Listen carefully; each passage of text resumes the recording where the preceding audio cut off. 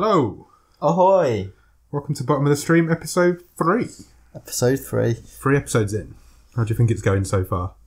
Oh, it's been good. Yeah? I really enjoyed Bait, I really enjoyed Bait. I really hated the open house.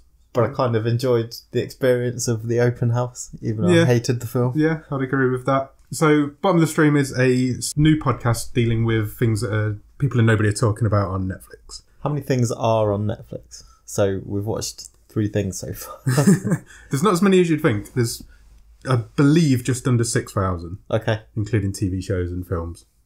So we've got quite a few to go then. Yeah, we've got a long way to go. That being said, are you ready to dive in to the stream? Let's set sail.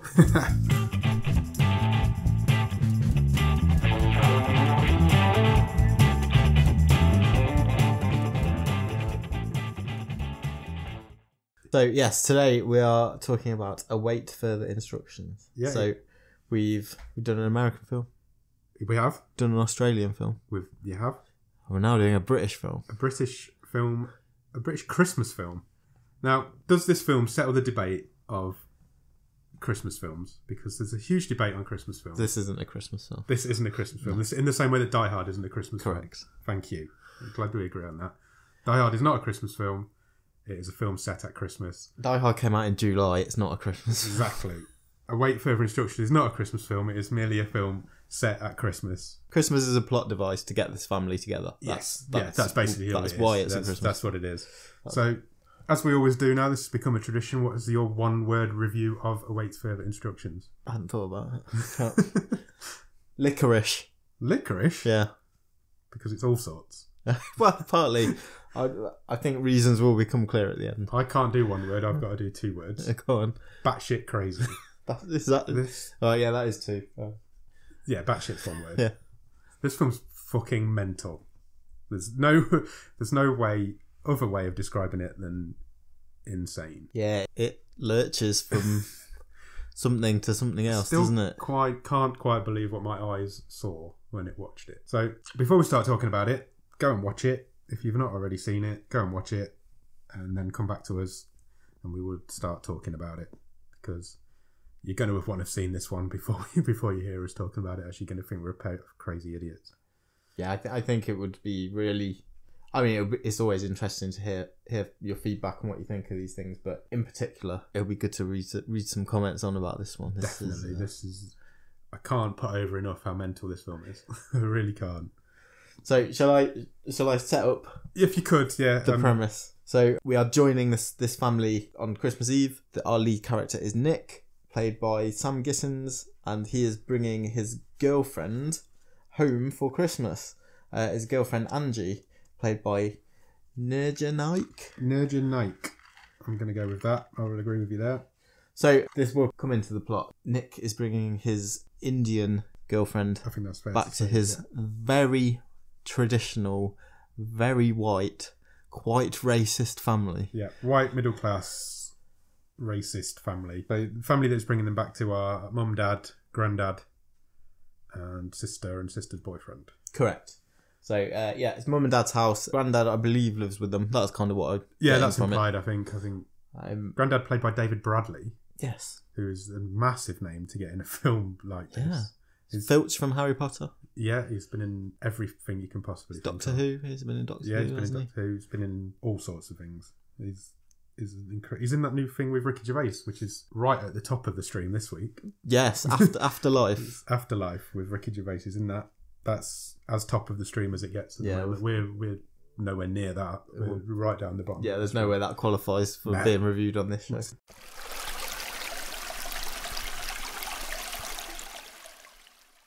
Yes, so the family comes together Christmas Eve. Nick brings Angie along with him.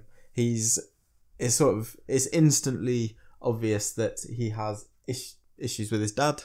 Yeah, he seems to be quite estranged from the family. He doesn't. Yep. I don't think he's been there for a long time. Yep. That is sort of implied as well. Yeah. Before I say any more, I've just got to point out what freaked me out about this film. Yeah. The main character is called Nick. Yeah. That's my name. That is your name. The dad's called Tony. Whoa, I hadn't even noticed that. That's my dad's name. Whoa. That's crazy. So it took me a little while to get over that. Especially how weird this got. Yeah. Anyway. My dad's not as mental as this dad. No. There's an argument, isn't there? Almost straight away. So Yeah. David Bradley's character, the grandpa, is a massive racist. He's making comments all the way through about, your kind of people coming back here. He's not hiding it in the slightest. No, not at all. He does not care what he says. And the sister, Kate, isn't much better. No, she's a horrible, horrible human. The whole family is horrible. Yeah. Yeah, you're right. They're horrible. They're horrible people. Nick and Ange are obviously very sympathetic characters. Yeah. The mum's okay. I'll come on to them. I'll talk about the mum in a bit because I've got a couple of things I really want to. The daughter's boyfriend isn't bad, but he's stupid. He's stupid, and he's very easily led by the dad of the family. All of these characters, they're not well written. They've all got a single character trait. Yeah. And so boyfriend, stupid. Yeah. Sister, Kate, she is vain, selfish. She comes in, hugs Gramps, takes a selfie instantly. You know that's going on Instagram. Yeah, definitely. She's one of those. The mum's very mumsy. She just wants to keep so everybody she's a total happy. wet lettuce, isn't she? She's got nothing about her whatsoever. She's not a strong leader of the family. She's and that's what I wanted to point out about her. Basically, I just think it's an awfully written, weak character. Yeah. The dad is stiff upper lip, obviously mistreated by his own father. Yeah, his dad's a bully. You've seen these characters time and time again in loads of different films. I think generally the actors do alright with what they're given, but all they've got is this one trait for their character, and then they've just got to go totally overboard with it. Yeah, just take it to the extremes. Really work for me. So they have the argument on Christmas Eve. It really upsets Ange, and her and Nick decide, look, let's just go to bed. We're going to get up really early when everyone else is still asleep. We'll head off. We'll go back to our place. Yeah, we'll go home. Early Not Christmas spending morning. Christmas with these guys. No. They're all knobheads. They are all knobheads. Yeah. I can see why Nick's not been back home for several months, Quite if not longer. Now, before they go to bed, there's a news story that keeps appearing on the TV of random stuff that's going on. You're right. Town. Yeah, there's power surges being reported. This is stabbed at some point. Yeah, so this is in the background as the grandpa's watching TV. So there's power surges reported, and then there's Shaun of the Dead vibe. Just like news reports going on in the background. Nobody's really paying any attention to them. Yeah, there's a stabbing that takes place, which turns out is down the road in their local shopping precinct, and the news is saying it's a inverted commas a terrorist. Yeah, which triggers the granddad to go on one of his rants. Yeah. So Nick and Ange wake up in the early hours of the morning. They sneak downstairs. They are enacting their plan. They're going to get out there, go and enjoy their Christmas on their own. Go to open the front door, and they can't get out because it's blocked. There's something blocking the front door. How would you describe? Metal contraption? Yeah. So almost like tubes. It's like tubes of thin metal licorice. Yeah, licorice. I see now. I get it. I get your word of the review. So they then try the windows. Same stuff's covering it. Yeah. Go upstairs. Same stuff's covering it. The whole house is covered in these tubes, which is completely stopping them getting out of the house. Yeah. Can't force the way open. Nick grabs an axe, doesn't he? Yeah, goes straight out with that. That wakes the mum up, whose name is Beth. She comes downstairs. Dad comes downstairs, and they realise they're not getting out. Yeah, they're not going anywhere. They're trapped. Yeah, they're prisoners in their own home. Phones don't work. Can't get on the internet. No, computer doesn't work. No, correct. But the TV is on. The TV is on. And the TV has a display that says await further instructions. It says stay indoors and await further instructions. So they do.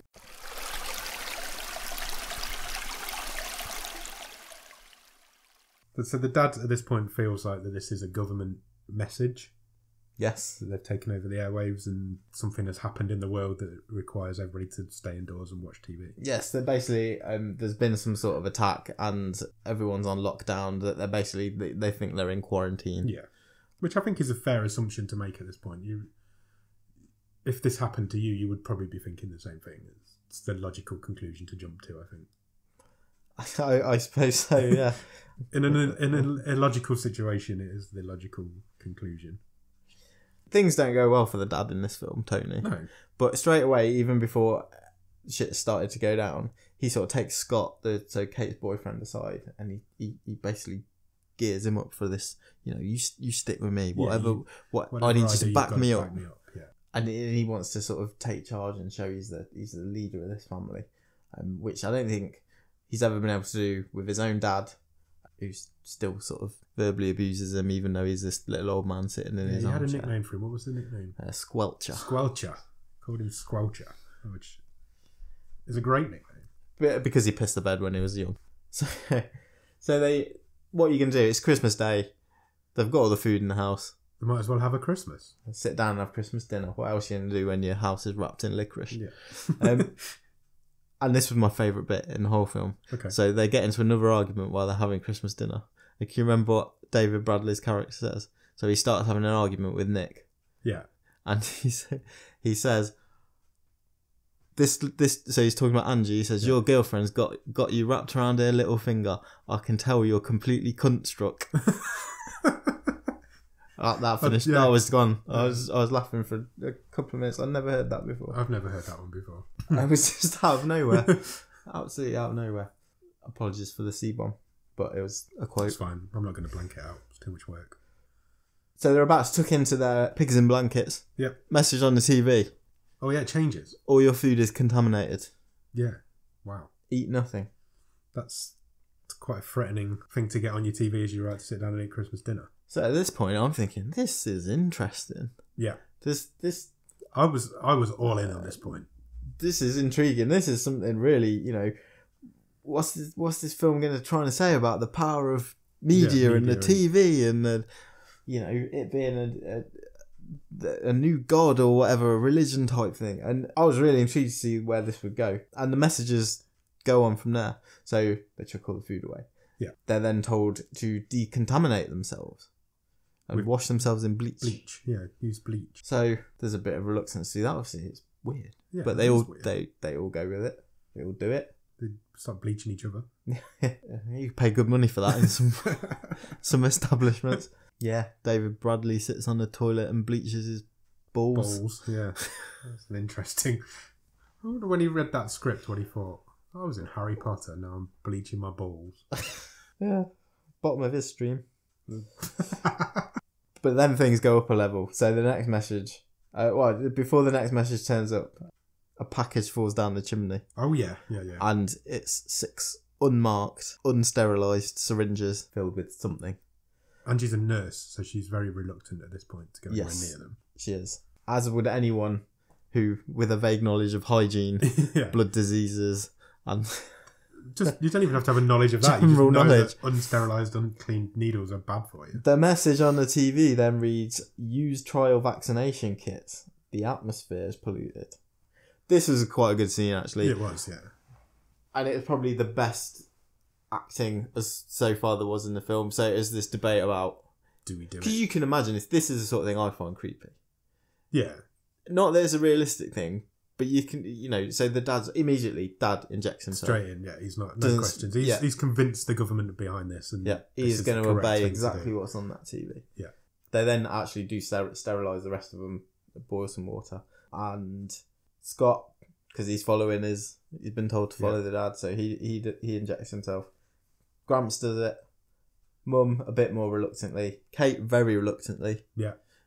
Because I don't know if we mentioned this. I don't think we've mentioned it. She's pregnant. She's heavily pregnant. Heavily pregnant. The sister is heavily pregnant at this point. Yes. So... Is it just weeks away? I think that at some point they say it's 2 or 3 weeks. 2 or 3 weeks away, yeah. I thought for a second she wasn't going to do it. Yeah. I thought Nick had won her round. But no, she does it. Then Nick does it. And Ange does it. I didn't quite... That, because of how... Yeah. What happens later and how...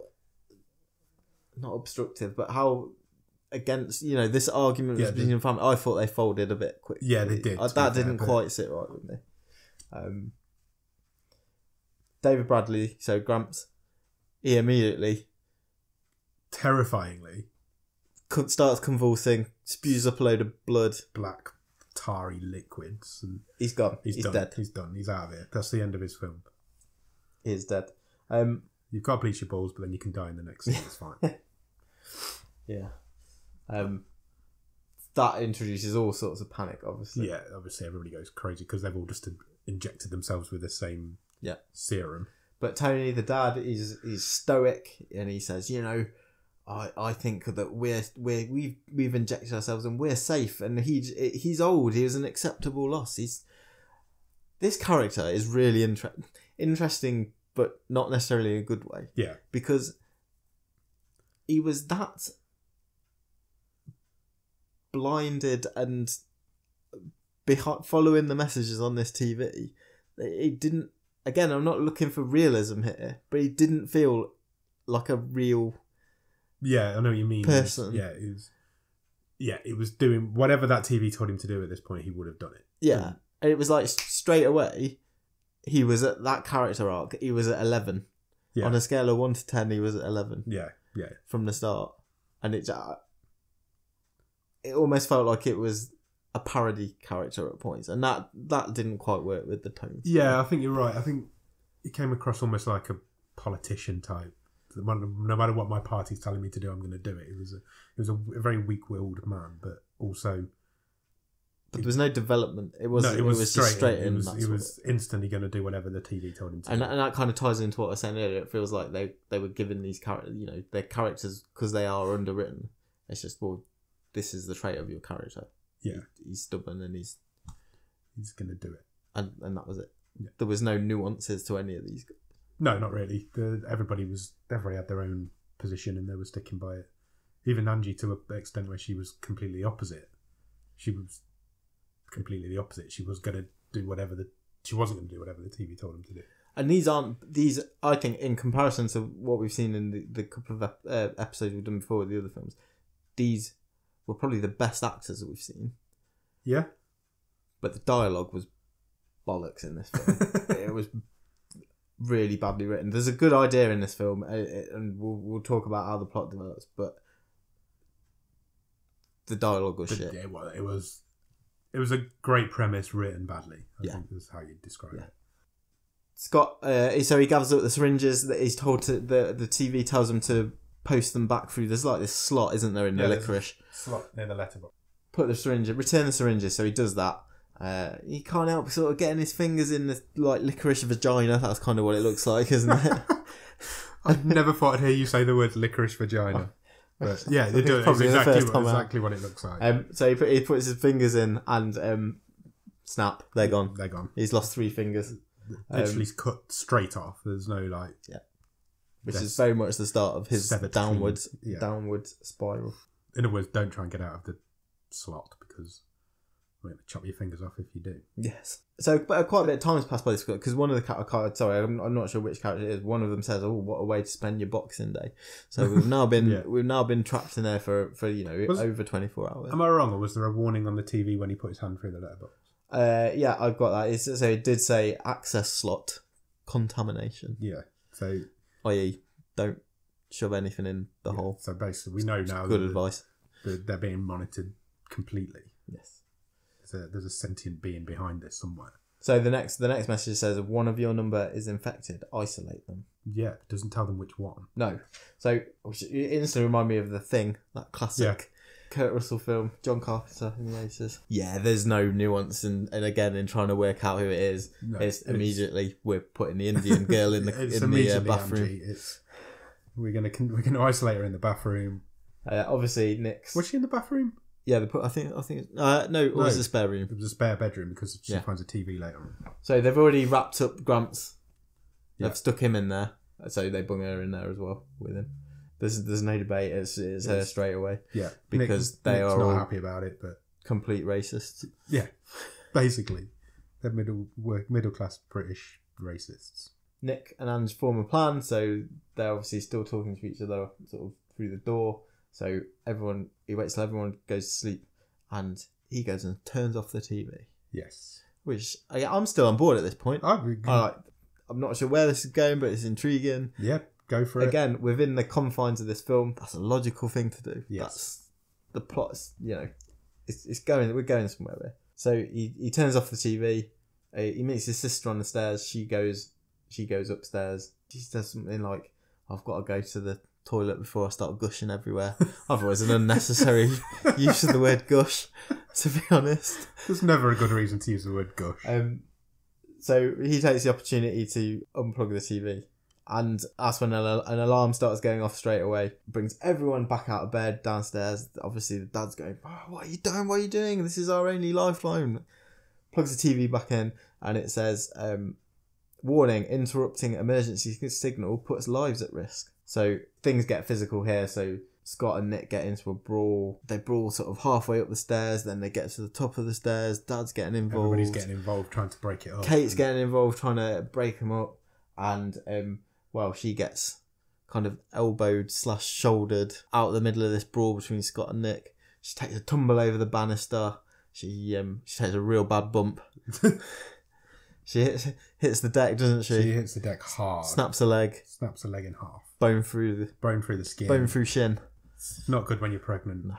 It's not good when you're not pregnant to Quite. break your leg like that. But yeah, she's in a bad way from this point onwards. She's now got a broken leg and no way to resolve that situation. Yeah, so in the midst of the panic, they get her onto the sofa. Nick's kind of trying to take charge. We've got to do something. Trying to get her comfortable. Yeah, it's the old get the hot towels. Yeah, water towels. Scott's gone at this point. Yeah. So he's gone loco. Yeah, he's gone mental. He's gone into shutdown. He's not helping out. He turns to look at the TV and the message changes and it just says "I see you." Interesting. Which is again just pretty creepy. Yeah. Yeah. I'm still completely on board. It's getting a bit ridiculous. It's getting ridiculous, but at this point, it's the injury and stuff. But it's intriguing to know where it's going at this point because it's interesting. It's something completely new and different. And then this next bit happens, which also made me laugh a bit like the the C-bomb earlier, but this was an unintentional laugh, is when the dad suddenly goes, in the midst of all this crisis... Yeah, this was crazy. And this is what I talk about, the dialogue in this thing being absolutely awful. He just stands there and says, well, I'm going off to work in my study because I'm a very busy man and I've got lots of work to do. Yeah, it just disappears upstairs into his study. He's just... I don't know what they're trying... I know they're trying to display that this guy has been mentally broken, but it came across as ludicrous. It does not work. It does not work. It came across as absolutely ludicrous. And I think this is about where the wheels started to come off a little bit for me, to be honest. There's a point in this film where it turns mental, and I think that's probably it.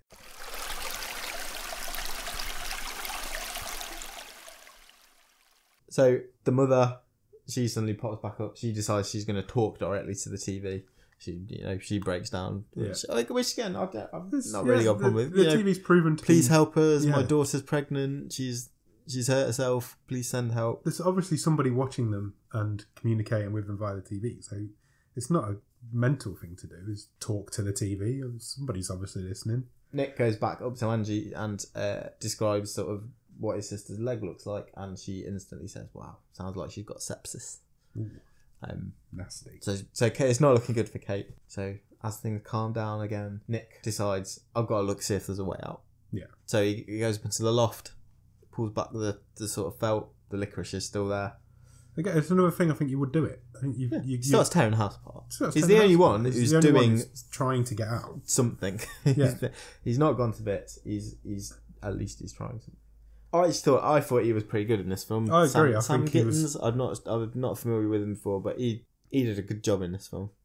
From what he was given, he did do a good job. I agree. He's been in a few things. Both him and Ange were. I was reasonably impressed with them. That's I would probably say of the things we watched so far, those two were probably the two best performances in any of the three films we've watched so far. Yeah, I mean. He's more of a TV actor. He's been in a few episodes here and there of different things, but this was his big break, and I don't think he's quite made it. But so he finds basically he does find a little chink in the armour, so he manages to chip away at the plaster sort of by the U-bend in the bathroom. Yeah, by the toilet. He puts his phone on a stick with a bit of duct tape, turns the camera on. He goes all 18 on it.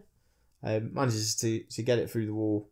And records a bit of video, which is sort of blurry, spidery, licoricey. Yeah, there's a kind of great big spidery thing on the wall outside. Yeah, and it kind of makes a lurch for the lurches straight at his phone, but he manages to get it back in. So he's now got this video footage on his phone of.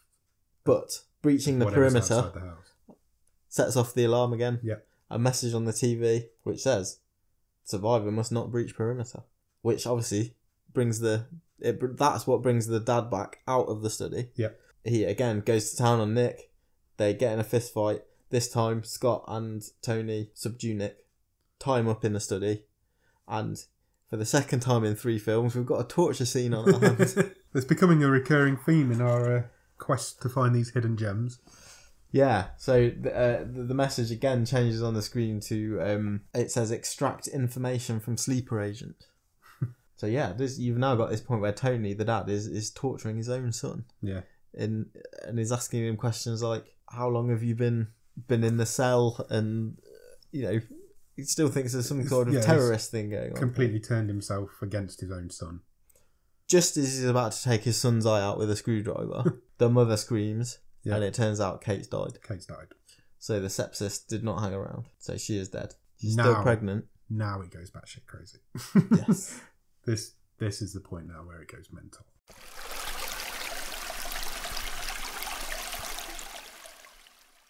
So Scott has kind of come round a little bit, seen a bit of sense. So Scott and the mother free Nick, and at the same time, Ange, who's still in the spare bedroom, managed to use nothing more than a coat hanger. Yes. To sort of get behind one of the fibre optic / licorice strips, pull it up, and you then cut to like the sort of fish lens view of it looking at her. Yeah, it was like almost like fibre optic cables. Then she finds another TV. She does. Little portable TV from the 90s. Yeah, she plugs that in. It says, "I see you." She pulls the back off, and then we don't see what's in the TV. There's implied that there's something in there. Yeah. But both of the TVs in this film are from the 90s, by the way. Neither of them big have old got, cathode tube. Yeah, neither of them have got flat screen plasmas or anything like that for some bizarre reason. The TV then downstairs says there's a security breach and they're activating the quarantine. So gas then starts to filter into. They had mentioned earlier on that there was like pipes through a couple of the windows in the house, which they assumed was oxygen coming in. Yeah, it wasn't. Nick manages to get Ange out before the gas totally takes over the room. Unbeknownst to them, Mum's in the bathroom. Mum's gone in the bathroom, and they do not get her out. They do not get her out, and she gets exploded. She gets turned inside out. It's that fog that turns you inside out from The Simpsons. It's exactly that fog from The Simpsons. She explodes all up the glass bathroom door window. It's a third death of the film. So we're back in the living room again. So we've now got Nick, Ange, Scott, and Tony. Tony left. Nick goes to smash the TV, and then we get a load more messages quick. It says, "I am reborn. I bring salvation." And then Tony, so he looks above the TV, and there's a cross that the family's had there all this time.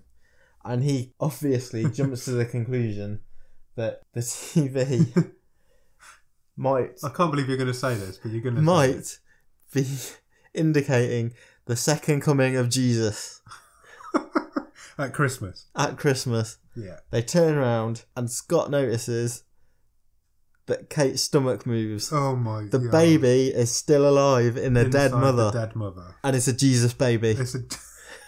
I cannot believe this is happening at this point. I'm like... At this point... The minute he looked up at that cross, I was done. I was like, I cannot believe this is going to... Again, that made me laugh. That made me howl. Yeah. And it was absolutely not the intention of this film. Not at all. It was... And... This isn't even as ludicrous as it gets. No. There's only like 5 minutes left of the film, and it gets more ludicrous. At this point, my interest has gone. No, it's gone. I've gone from, well, this was quite intriguing to this has lurched into I have no idea what we're coming into next. It was crazy that it was such not a good film, but not a bad film, and there was a good idea there. Wasn't there? Was a great idea here, and there is without a doubt a great premise to this film, and then. This just happens at the end, and you're just like, what a shame. The TV then says, "Make a sacrifice to save the unborn."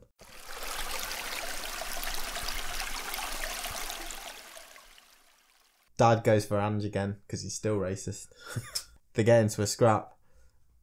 Scott gets killed by Tony, the dad. Yeah. in the melee. Ange then wipes out Dad with a vase or something like that. So he's knocked out. Nick pulls the TV over, drops it on his dad. Just like in Scream 2. Yes, sparks everywhere. The TV drops open. Yep. So you see what Ange saw upstairs in the other TV. There's like this beating licorice heart. Yeah. Like a pulsating beam. Alien-y, gooey, stringy, black licorice thing. Yeah.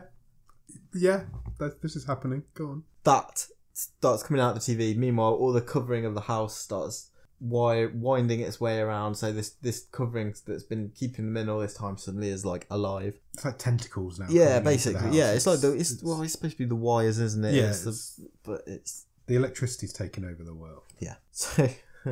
So these wires then they're not only sort of going after Nick and Ange, they make their way over to the dad and insert themselves into him.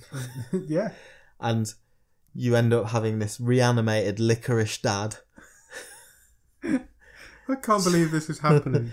Chasing Nick and Ange round. So he's got them in his face, he's got them all over his body, but they're basically pulling at him and... Yeah, making him talk. It's like a human puppet. He's like a puppet, yeah. Because the TV smashed, this being is now speaking through him, and he says, "Worship me, or face your extinction." And that's kind of the last you see of Nick and Ange. Yeah. You think maybe they're going to make a break for it, but no, they basically get absorbed, don't they? Yeah, they kind of get swallowed up by it. Yeah. I don't think they make it out alive. No. It's almost an off-camera demise for them, isn't it? Which is a shame, because they were the main two characters in the film, but... Then the best bit of the whole film happens next. God, I can't believe this happened. I cannot believe this happened. The licorice thing slides over to Kate's dead body, and I can't believe you're going to say it. It slides over her, and then as it moves over her dead body, it pushes over her. All that's left is her skeleton. Yeah. With a perfectly formed, very clean, obviously quite older than newborn baby, just lying in the rib cage area of its dead, deboned mother. Yeah. And the licorice dad sits back down in his seat. The being brings the other TV down from upstairs, and it switches on. There's lots of nice, pretty lights, and the baby is just watching the TV. Yeah. And the TV says, "Worship me," and then you cut back to the external shot outside the house, and you can see that the licorice monster has enveloped the whole neighbourhood. Yeah. And I think we're led to you've got to assume the whole world. The whole world. I mean, this is the post-apocalyptic film. And that is it. That TV has taken over the world. This alien, or is it an alien being that has used TV? Yeah, I think it's a sentient electrical alien being. Who saw that coming? Nobody. No fucker saw that coming. I know I've really belaboured I don't necessarily want this podcast to be we go through every plot point. I think you have to in this film. But this film is so wacky. It's absolutely. A lot of that just happened in the last 20 minutes as well. Yeah. Until the last 20 minutes, it was a perfectly good, intriguing thriller. And then from the minute he puts his phone out through the toilet, it can't even... Batshit crazy is not even a description. It is... I've never seen anything like it. I'm putting it out there. I've never seen anything so ludicrous as the end of that film. It made no sense. I'm not going to say I hated it, because... No, I'm not quite there yet. But it just lurched from one thing to something completely different, and it didn't flow. It doesn't flow, and it is... There's a crux of a really good film in there somewhere. The premise behind it and the idea of it is fascinating, but then it just becomes what it becomes. I don't have to recap what you've just said, because I can't believe you've said most of it. But if they were going to go for that though, I would have wanted the writer's director. Fuck it, we're all in on this. Yeah. But you've got an hour of quite tightly, atmospheric creepiness, and then 20 minutes of a different film. Yeah. That's what it felt like to me. It's absolutely what it felt like. It's the ending is insane, but like I just said, I'm not going to say I hated it, because there's a decent film hiding in there somewhere. I enjoyed it. Did I enjoy it?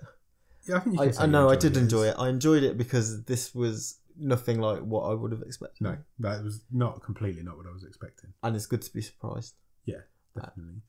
Is it a good film? I don't think it's a good film. No, I don't think it is a good film. But it isn't a bad film. I think it might be a bad film. Do you think it's a bad film? Yeah. It's certainly not terrible. I think it loses... The ending I think it loses so a lot insane. of its goodwill that it had built up with me. There are people out there that will enjoy this film.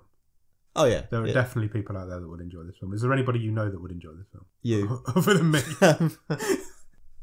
No, I don't think so. I think as far as random film tastes go, I think from the people we know, we're probably the two that the best. I think if you've started watching this film, you're going to want to see it through to the end. Because that first 45 minutes to an hour is intriguing. You're not going to I don't think I know anyone who turned this off halfway through. No, I don't. But also, I don't know anybody who's going to expect what they're going to get. No, but that's It's just, if I think some of, I don't know, say some of Stephen King's really batshit short stories. Yeah. Something like that. Yeah, there's definitely a Kingness to it. It's not something too dissimilar from there. No, you're right. But that probably works a lot better in, like I say, in a short novella or short story. Yeah. You can. But I this agree is with that. You could see that if it was written by Stephen King, there'd be some merit to it. Maybe it's exactly the sort of thing he would write.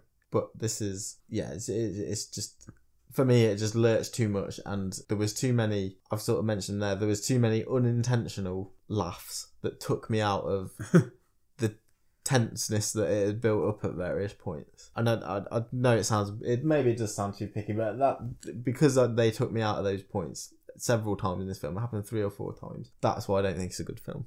Yeah, okay, I would go and agree with you there. IMDb have it at 4.8 out of 10. Okay. Do you agree with that? If I was marking this out of 10, yeah, I'd probably give it a 4. We're not going to go with ratings and things, Yeah. but I'd probably go a bit higher. I might go 5, maybe 6. But it's I can't put over how mental it is. I really can't.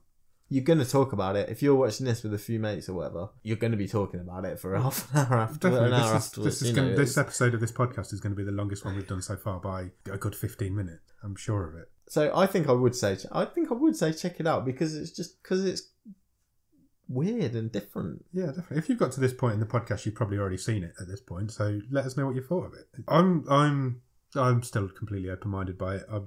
I can't say I hated it. I can't say I loved it. I don't really know what I thought of it, to be honest. But I enjoyed watching it. I wasn't expecting. I don't think it was a good film though. The dialogue was awful. Yeah, the writing was terrible. Like I've said all the way through, there's a good premise in there, but it wasn't pulled off. But if this podcast gives us an opportunity to watch weird stuff like this, yeah, that's what it's all about. Yeah, we said we wanted to find the hidden gems of Netflix. We didn't necessarily say they were going to be good. This is a hidden gem that's on Netflix, but for very different reasons, and it's a good film. It's a dirty gem that requires a lot more polishing, but it's. I'm glad I've seen it. That's how I describe it. I'm glad I've watched this film. Okay, fine. I'm glad I've seen it. I feel like my life's better for seeing it. Do you think is this the best thing you've watched out of the 3 episodes? Absolutely not. No? Bait by far is the best thing we've watched so far. I know that's a bit like comparing apples and oranges, but it's definitely second because the first one was diabolical.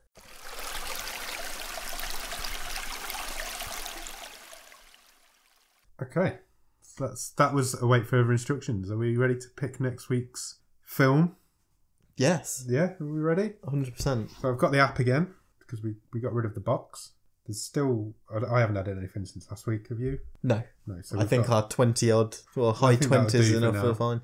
So here we go. I'm going to press the button now to choose the next week's episode. And it has come up with a film called I Think We're Alone Now. I like Tiffany. Like the Tiffany song from the 80s. It's the Tiffany biopic. It's not, is it? I hope so. Let me just find it. Interesting. So, I Think We're Alone Now is a 2018 film starring Peter Dinklage, Elle Fanning, Paul Giamatti. This sounds very mainstream for our little... and Charlotte Gainsbourg, and they are the only 4 people credited on IMDb. So, I've heard of all of those people. I will read you the synopsis. The apocalypse proves a blessing in disguise for one lucky recluse until a second survivor arrives with the threat of companionship. I'm intrigued. Ooh, I'm excellent. definitely intrigued. Is it stated as a drama, comedy? It is stated as a drama, mystery, sci-fi. Oh, okay. So between now and next week, get that watched. We will watch it as well, and we'll be back next week to discuss it. Cheers. See ya. Thank you. Bye.